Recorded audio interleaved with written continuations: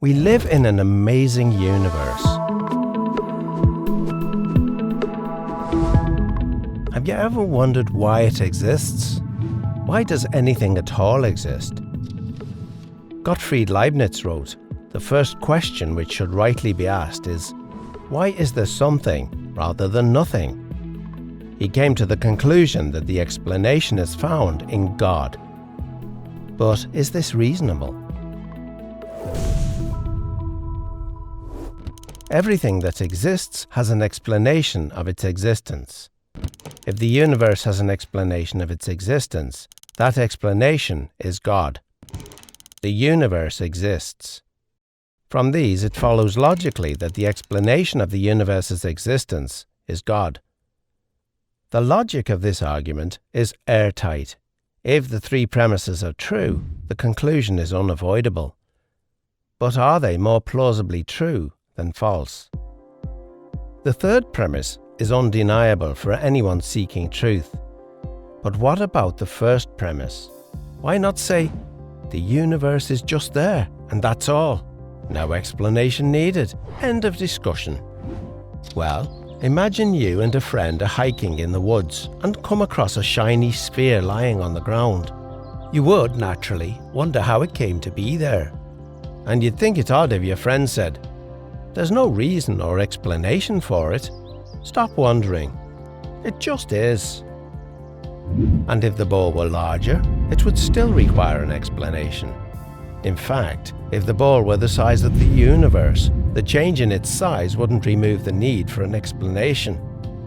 Indeed, curiosity about the existence of the universe seems scientific and intuitive. Someone might say, if everything that exists needs an explanation, what about God? Doesn't he need an explanation? And if God doesn't need an explanation, then why does the universe need an explanation? To address this, Leibniz makes a key distinction between things that exist necessarily and things that exist contingently. Things that exist necessarily exist by necessity of their own nature. It's impossible for them not to exist. Many mathematicians think that abstract objects like numbers and sets exist like this. They're not caused to exist by something else, they just exist by necessity of their own nature. Things that exist contingently are caused to exist by something else. Most of the things we're familiar with exist contingently. They don't have to exist. They only exist because something else caused them to exist. If your parents had never met, you wouldn't exist.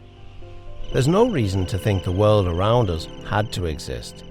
If the universe had developed differently, there might have been no stars or planets. It's logically possible that the whole universe might not have existed.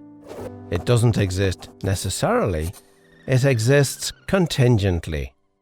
If the universe might not have existed, why does it exist?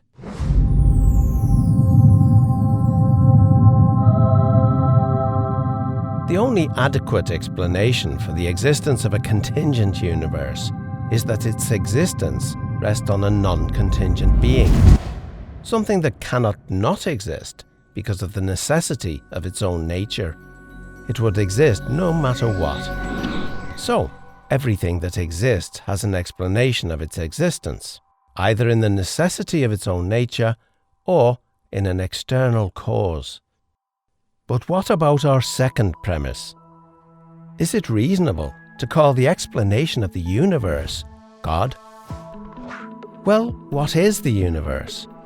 It's all of space-time reality, including all matter and energy. It follows that if the universe has a cause of its existence, that cause cannot be part of the universe. It must be non-physical and immaterial, beyond space and time. The list of entities that could possibly fit this description is fairly short, and abstract objects cannot cause anything. Leibniz's contingency argument shows that the explanation for the existence of the universe can be found only in the existence of God. Or, if you prefer not to use the term God, you may simply call him the extremely powerful, uncaused, necessarily existing, non-contingent, non-physical, immaterial, eternal being who created the entire universe and everything in it.